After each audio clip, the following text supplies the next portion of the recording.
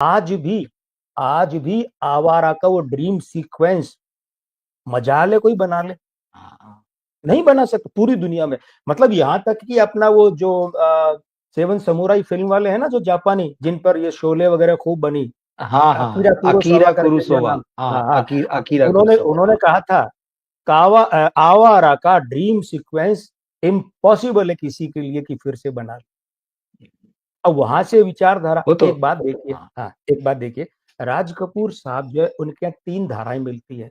आज वाली जो पीढ़ी जिसको अपने आप को कहती है, वो किसी भी धारा का प्रतिनिधित्व नहीं कर रही, न तो साम्यवादी का कर रही है, न समाजवादी का कर रही है, न मनोरंजन का कर रही है। और सबसे बड़ी बात क्या है, सबसे बड़ी बात होती है कि जब हम किसी व्यक्ति के लिए आयोजन करते हैं, अपने पिता चाचा दादा उनकी बात नहीं करें, रिश्तेदारी हम भूल जाइए, व्यक्ति के लिए करते हैं। जी, ये कमी भी शांताराम के आयोजन के समय उनके बेटे ने अवश्य पूरी की थी, लेकिन वो उतना बड़ा स्तर पर वो कर नहीं पाए। और अब जी, जब जी, हम बात कर रहे हैं तो ये ध्यान दीजिए कि अगर ये आर के स्टूडियो के आर्काइव्स को ही सुरक्षित रख लेते सारा, तो भी बहुत होता।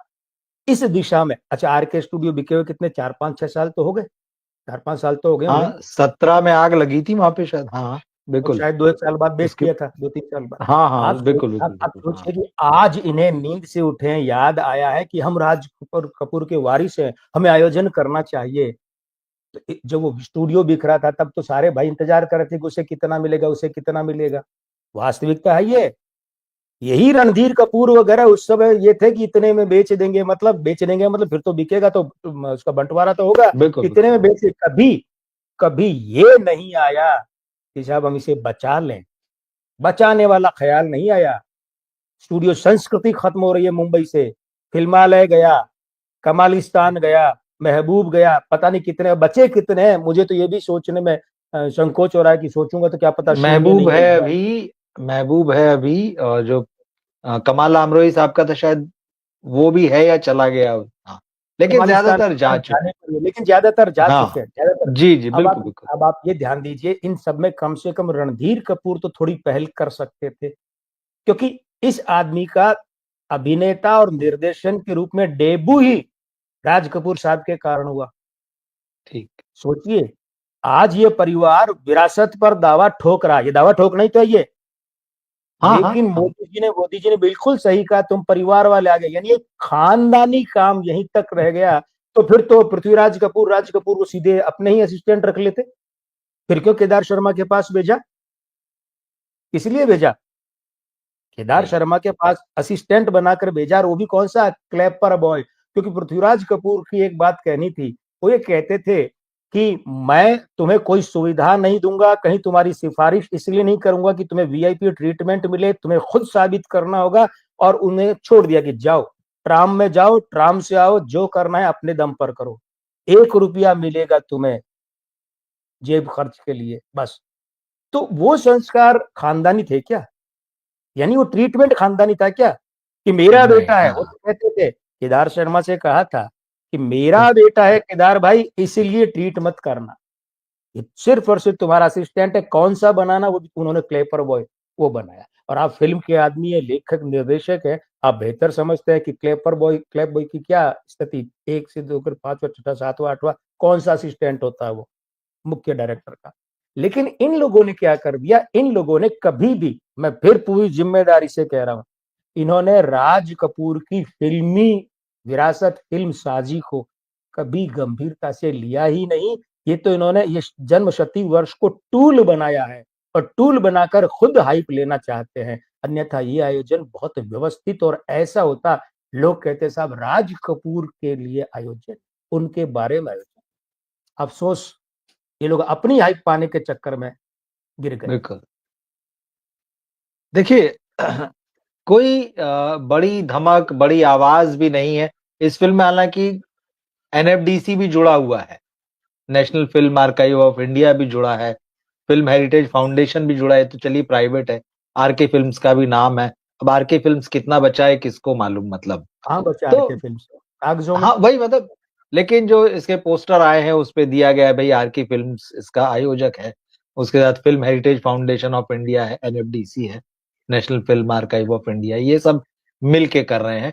कुछ पुरानी फिल्मों को उनकी जो है रिस्टोर किया गया है, शायद डिजिटली किया गया है, तो वो दिखा रहे हैं। लेकिन बात सही है कि क्या राज कपूर की फिल्में कुछ शहरों में कुछ शो दिखा देने से राज कपूर को श्रद्धांजलि दे दी जाएगी? उनका इम्पोर्टेंस कैसे पता चलेगा इस जनरेशन को? फिल्म देखकर तो नहीं पता चल सकता है। फिल्में तो अब रोज बन रही है, सबके हाथ में मोबाइल है, सब फिल्में बना रहे हैं। लेकिन बना राज रहे। कपूर के जिस विजन की आपने बात की थी, वाकई आप देखें कि राज कपूर ने अपने स्टूडियो में या एज ए डायरेक्टर भी जो उन्होंने फिल्में बनाई है, वो एक वैचारिक ढंग से, मतलब ऐसा नहीं कि उन्होंने कुछ भी उठाया और बना दिया। उन्होंने अपने समय की भी बात मतलब जो है वो कही। मतलब चलिए अपनी फिल्में जो बना रहे थे वो तो ठीक है, लेकिन उन्होंने एज ए मेकर ही शुरुआती दौर में भी दिखाई देता है, जब उन्होंने अब दिल्ली दूर नहीं जैसी फिल्म प्रोड्यूस की। बिल्कुल। मतलब जागते रहो। मतलब जागते रहो जैसी फिल्म उन्होंने प्रोड्यूस की, तो बहुत अच्छा, वैचारिक। जी।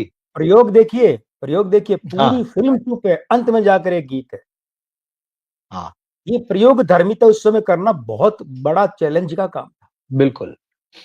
और वो सिर्फ सामाजिक नहीं, उनकी जैसे जागते रहो की बात की आपने, या जैसे अब दिल्ली दूर नहीं है, या जिस देश में गंगा बहती है, और जी, भी फिल्में जी, हैं, वो बाकायदा पॉलिटिकल थॉट भी लेकर आते हैं उसमें।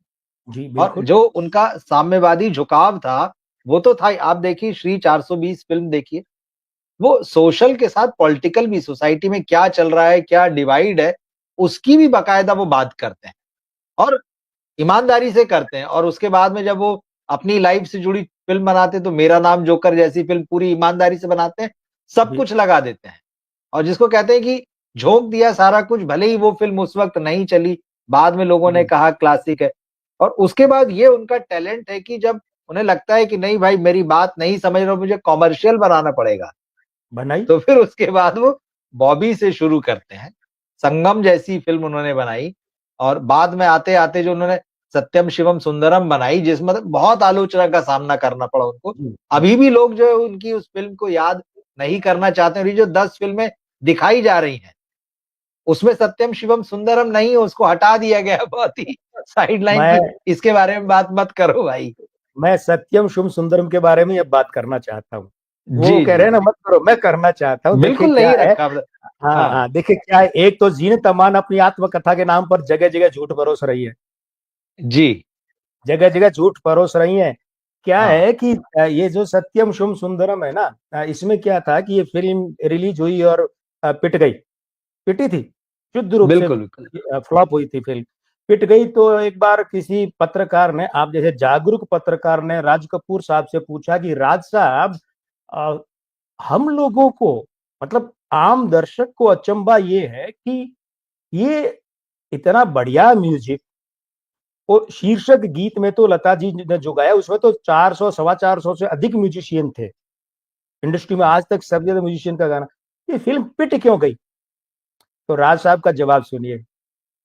तो बोले इसमें मेरी पिक्चर में, वो तस्वीर और पिक्चर बोलते थे, हिंदी में तस्वीर और तस उर्दू में पिक्चर, बिल्कुल। अंग्रेजी में पिक्चर। बोले मेरी तस्वीर में अ, हीरोइन गलत चुन ली मैंने। बिल्कुल यही सत्य। तो पत्रकार ने कहा, राज साहब जी, जी। आपसे गलती हो गई। हाँ, पहले उसने पूछा तो राज साहब ने कहा मुझसे गलती हो गई। बोले क्या? कि हुँ, मैंने हीरोइन गलत चुन ली। बोले आपसे गलती हो गई? बोले गलती तो भैया बुरा वक्त आता है तो किसी से भी हो जाती है। अब हुआ क्या कि राज साहब ऐसी फिल्म बना रहे हैं, क्योंकि राज साहब क्या करते थे, कहानी के साथ गाने पहले पिरोकर पूरे वो जैसे फ्रेम वगैरह बना दे, फिर शॉट तो उसमें फिट करते थे। बिल्कुल। हाँ, तो राज साहब के गाने वगैरह बनकर, गाने सुनकर उनके बहुत तगड़े मित्र थे B R Chopra. B R Chopra को राज साहब ने संगम के समय भी गाने सुनाए थे 64 में।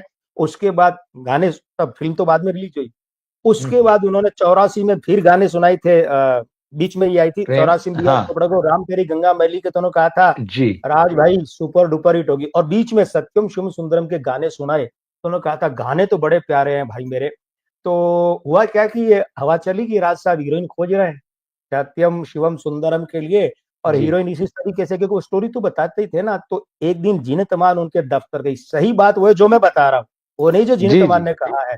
हाँ, हाँ, तो हाँ। जीनत अमान उनके दफ्तर गई और बाथरूम में जाकर सारे कपड़े उतार कर एक सफेद साड़ी गीली करके पहनकर, ये पहनने के बाद वो बौछारों में फव्वारे में गीली कर आ गई राज साहब के सामने। तो ये सीन था फिल्म में ऐसा, तो राज साहब हाँ। को लगा, राज साहब ने कहा मुझे एक पर लगा कि यही हीरोइन है, मैंने चयन कर लिया और यही मेरी गलती है। हम्म, अब राज साहब की जो फिल्म साजी है आलोचना, इन लोगों ने फिल्म हटा दी शायद ये सोचकर कि कुछ दृश्य इसमें ऐसे होंगे जो असहज कर देंगे लोगों को, वही वही जी जी। ठीक है ना?